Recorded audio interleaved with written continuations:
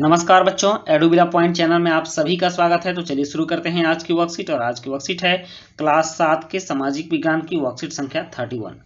बच्चों, आज हम जानेंगे कि राज्य शासन कैसे काम करता है और इसके अंतर्गत केंद्रीय शासन क्षेत्र को भी हम लोग जानेंगे, जिसको हम लोग केंद्र शासित प्रदेश कहते हैं।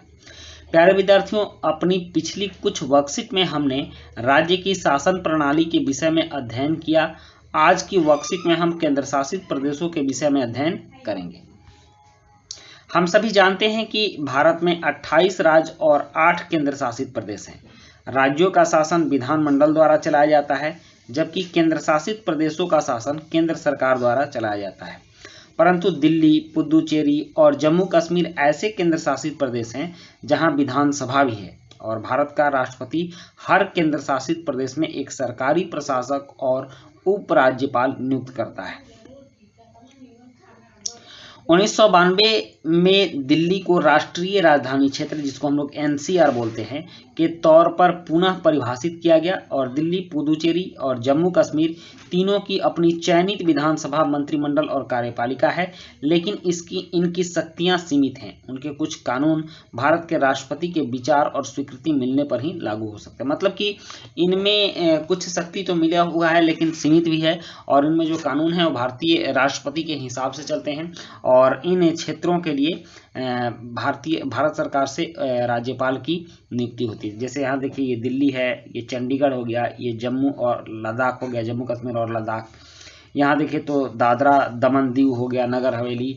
और उसके बाद इधर आइए तो यहाँ हो गया लक्षद्वीप हो गया, ये अंडमान निकोबार द्वीप समूह हो गया, पुदुचेरी हो गया।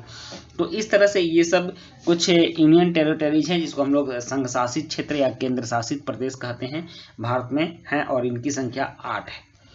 अब यहाँ कहा जा रहा है कि नीचे दी गई वर्ग पहली में भारत के केंद्र शासित प्रदेशों के नाम दिए गए हैं, कृपया उन्हें खोज कर लिखिए।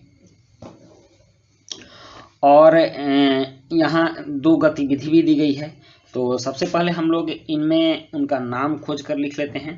तो देखिए क्या क्या नाम होगा। और यहाँ ऊपर में आपको सबसे पहले दिख रहा होगा अंडमान निकोबार द्वीप समूह। तो अंडमान निकोबार द्वीप आप कर सकते हैं।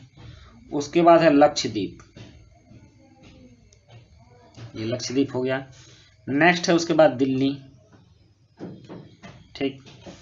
अब है दमन और दीव, देखिए यहाँ है, चंडीगढ़ यहाँ है,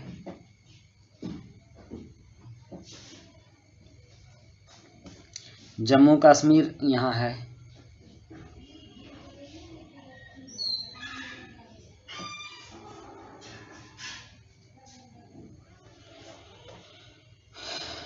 अब तो हम लोगों ने 6 ढूंढ लिया है। और नेक्स्ट भी आप खोजिएगा, अगर कुछ मिलता है तो आप उसको लगा लीजिएगा। आगे देखते हैं हम लोग कि अब इसमें हमें करना क्या है। सबसे पहली गतिविधि है कि भारत के सभी केंद्र शासित प्रदेशों के उपराज्यपाल या प्रशासकों के नाम अपने परिवारजनों अथवा अध्यापकों की सहायता से पता करके लिखिए। और दूसरा है कि दिल्ली की अपनी विधानसभा है। भारत में के ऐसे और कितने केंद्र शासित प्रदेश हैं जिनकी अपनी विधानसभा है, उनके नाम लिखिए।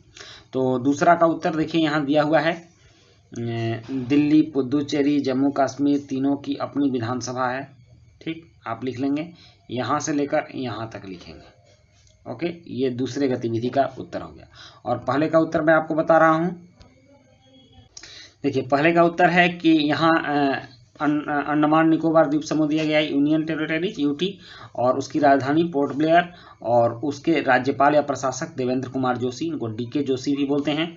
चंडीगढ़ के श्री विजेंद्र पाल सिंह। और उसके बाद दादरा और नगर हवेली और दमन दीव के दमन इसकी राजधानी है, और श्री प्रफुल्ल खौदा पटेल। दिल्ली, नई दिल्ली के श्री अनिल बैजल, और जम्मू कश्मीर श्रीनगर के श्री मनोज सिन्हा।